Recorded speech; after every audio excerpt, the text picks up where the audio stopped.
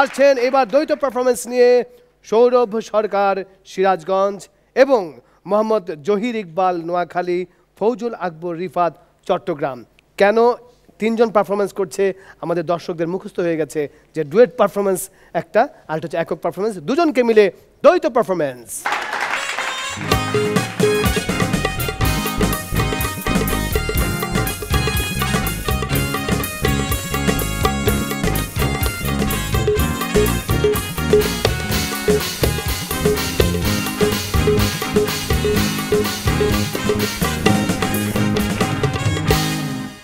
আসিতেছে যাত্রাপালা, যাত্রাপালা, যাত্রাপালা, ঝুমুর ঝুমুর নাচ আর ঝুমুর ঝুমুর তাল। আজ রাত 10টা 5 যে যাত্রাপালাটি শুরু হতে যাচ্ছে তার নাম dual meaning, dual meaning, dual meaning.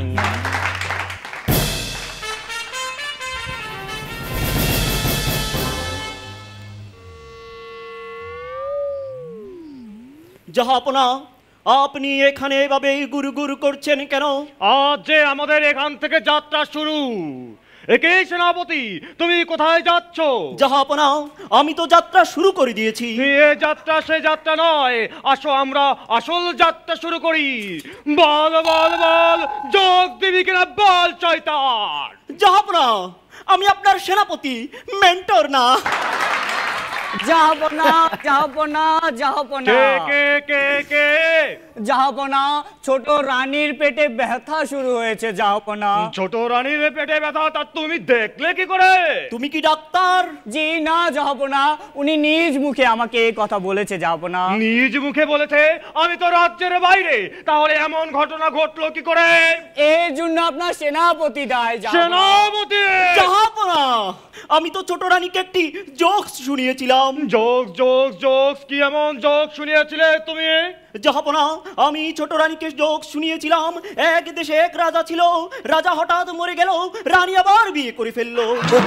আর এই জোক শুনে রানী হাসতে হাসতে জাহাপনা তার পেটে ব্যথা হয়ে গেল। জাহাপনা বুঝতে পেরেছি আমি, কোনো সমস্যা নয়। যাও গিয়ে রানীকে আমার সাহিত্যে তেঁতুল গাছের নিচে বসিয়ে দাও। এটি তো আরো বড় সমস্যা জাহাপনা।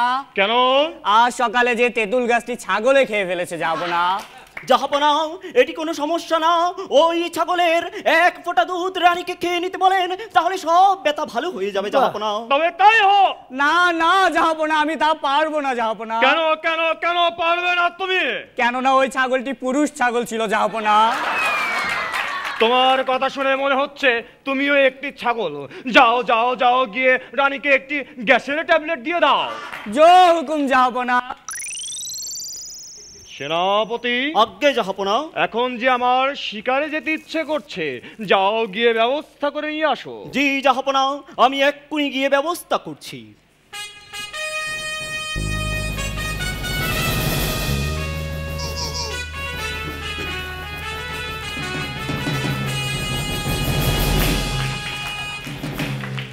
এই নিন জাহাপনা। সেনাপতি, এটা কি? জাহাপনা, এটা আপনার ঘোড়া, তাড়াতাড়ি উঠে পড়ুন। জাহাপনা, জাহাপনা, আজকে আপনার মন কি শিকার করতে ইচ্ছে করছে? আজকে তো আমার রাজকুমারী শিকার করতে ইচ্ছা করছে। জাহাপনা, আপনার গোয়াল ভরা গরু, পুকুর ভরা মাছ, গোলা ভরা ধান থাকতে আপনার আবার রাজকুমারী শিকার করতে ইচ্ছে করছে কেন? জাহাপনা, আপনার অস্ত্র তো নুয়ে পড়েছে। কি বলছে সেনাপতি? জাহাপনা, আমি তলোয়ারের কথা বলছি।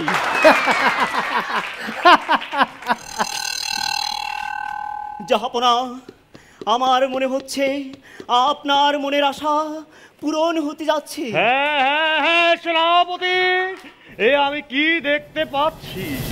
হে সুন্দরী রমণী, তুমি কোন রাজ্যের রাজকন্যা নাকি কোন রাজ্যের রানী? জাহাপনা, আর কাছে যাবেন না, আপনার যা অবস্থা পড়ে যেতে পারে পানি। সেনাপতি! জাহাপনা, আমি আপনার পেছনে রাখা পানির বোতলটির কথা বলছি। এটি আমাদের শেষ সম্বল। এই পানির বোতল পড়ে গেলে আমরা তৃষ্ণা নিবারণ করব কিভাবে? জাহাপনা, আমি তোদের বধ করতে এসেছি। শয়তান শয়তান, তুই আমাদের একাবত করতে এসেছিস। তোরা হয়তো জানিস না আমি একাই 100, কিন্তু তুই হয়তো জানিস না আমি একাই 1000, কিন্তু আমি সমানে সমানে যুদ্ধ করি, তাই একটি শূন্য কমিয়ে দিলাম। এইবার সমানে সমানে যুদ্ধ। আয় শয়তান। জাহাপনা জাহাপনা জাহাপনা, ডাক্তার সেনাপতি! জাহাপনা জাহাপনা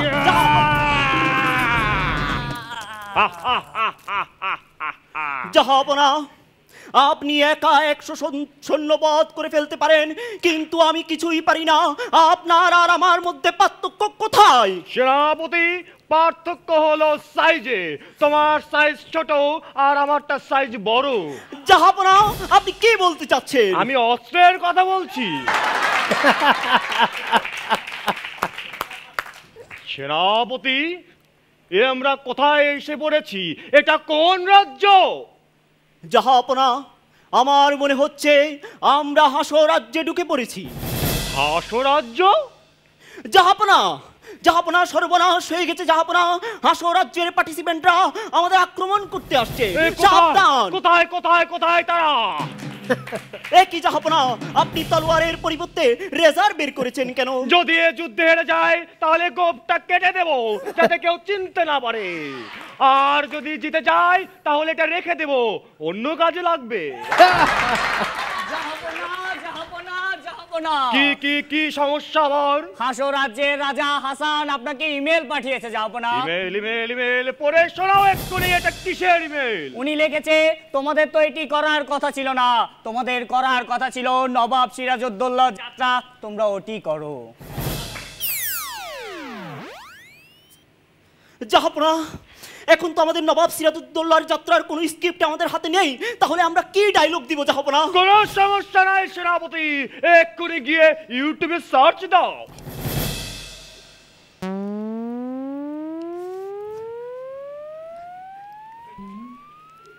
জাহাপনা, ইউটিউবে গিয়ে নবাব সিরাজউদ্দৌলা লিখে চার্জ দিলাম জাহাপনা। কি কি কি পেলে তুমি বলো? পেলাম, দেখুন যাত্রাপালার নামে এসব কি হয়, ভিডিও সহ। আমরা কি এটি ডাউনলোড দিব? বন্ধ করো ল্যাপটপ। এভাবেই আমাদের যাত্রাপালা দিন দিন হারিয়ে যাচ্ছে। আর আমাদের সংস্কৃতি ধ্বংসের পেছনে আমরাই দায়ী। আমাদের সংস্কৃতি আমাদের গর্ব।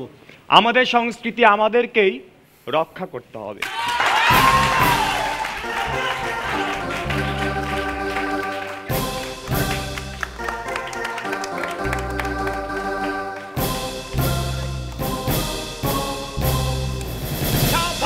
বাচ্চাদের খেলার জিনিস নয়। যে জিনিসটার জন্য আমি অপেক্ষা করছিলাম সেটা পরে ওরা নিজেরাই বলে দিল, কারণ যাত্রার কিছু প্রিন্সেস আছে। আমি নিজে একটা সিরিয়াল করেছিলাম, বাংলাদেশের একটা বিখ্যাত সিরিয়াল গ্রন্থিগণ কহে। গ্রন্থিগণ কহে যখন আবার রিমেক হয়, সেখানে আমি কামাক্ষীর চরিত্রে অভিনয় করেছিলাম। তো সেইখানে প্রিন্সেস দিলরুবা যখন আসে, তখন আমাকে দায়িত্ব দেওয়া হয় প্রিন্সেস দিলরুবার নাচকে দেখে রিহার্সেল করিয়ে ঠিক করিয়ে নেওয়ার জন্যে। তখন প্রিন্সেস দিলরুবা যে নাচে, নিশতে নীলাগনে গোপনে গোপনে করেছি প্রেমের আলাপন, নিশতে নীলাগনে গোপনে গোপনে করেছি প্রেমের আলাপন, এ দেহ যৌবন করিব অর্পণ করেছি প্রেমের আলাপন। ঠিক ওই মুহূর্তে আমি একটা সংলাপ দিয়েছিলাম। সংলাপটা ছিল, প্রিন্সেস দিলরুবা তুমি তো সাংঘাতিক নাচো, তবে নাচবা একটু ঝুঁকে ঝুঁকে। আমি আজকে সত্যি তোমাদের পারফরমেন্স দেখে অসাধারণ লাগলো আমার কাছে। এটা কোনো বিচারিক প্রক্রিয়ায় কোনো প্রভাব ফেলবে না। জুয়েল ভাই, না এগুলোতেই বিচারিক প্রক্রিয়ায় প্রভাব ফেলে। আমারটা বলে না, তোমরা তিনজনই খুব ভালো করেছো, তবে যাত্রার যে ঢংটা সেটি সেনাপতি সবচেয়ে ভালো করেছে। অসাধারণ, মানে নামকরণে সার্থক ছিল এই প্রোডাকশনটি। এক্স্যাক্টলি, ডুয়েল মিনিং না, ডুয়েল মিনিং। নিপুণ খুব ভালো ছিল। মানে স্ক্রিপ্ট এত ভালো, এবং যে যাত্রা করা কিন্তু খুব কঠিন, এইভাবে টেনে টেনে ডায়লগ বলা এবং সেটা একদম কন্টিনিউ করে যাওয়া এবং সেখান থেকে জোকস বলা অসাধারণ ছিল। যাত্রা সম্রাট, আপনি বলেন। আমাদের আদি সংস্কৃতি নাট্যচর্চা কিন্তু যাত্রা থেকে এসছে। যখনই যাত্রার পোশাক দেখি, যখনই যাত্রার ঢঙে কথা বলা শুনি, তখনই সেই পুরনো কথা মনে হয়ে যায়। সেই যে হিস্ট্রিক্যাল ড্রামাগুলো আগে হতো, আমাদের যারা লিজেন্ড ছিলেন অবনীন্দ্র বিশ্বাস, এখন আছেন জ্যোৎস্না বিশ্বাস, এবং সেখানে যে সংলাপের মাইক্রোফোনলেস সংলাপ, রোমান্টিক ডায়লগ 4000-5000 মানুষকে শোনানোর যে ব্যাপারটা ছিল, সেখানে সেই যে হাই স্কেলে কথা বলা, এই যে রোমান্টিক ডায়লগ, মনে করো সাজু, এই যে তুই আমাকে কাছে কাছে রাখিস, যে খাওয়ার সময় হলে ডেকে খাওয়াস, এর নাম বুঝি প্রেম, এর নাম বুঝি ভালোবাসা। তো 4000 লোককে কিন্তু শোনাতে হবে, কাজে সেই যাত্রার ঢং ওরা পুরোপুরিভাবে বজায় রেখেছে। সৌরভ সরকার সিরাজগঞ্জ, মোহাম্মদ জহির ইকবাল নোয়াখালী, ফয়জুল আকবর রিফাত চট্টগ্রাম, তোমরা যা দেখালে যাত্রাকে আমরা আবার ফিরে পেলাম, তোমাদের অসংখ্য ধন্যবাদ। ধন্যবাদ সেনাপতি এবং মহারাজা এবং ডুয়েল মিনিং।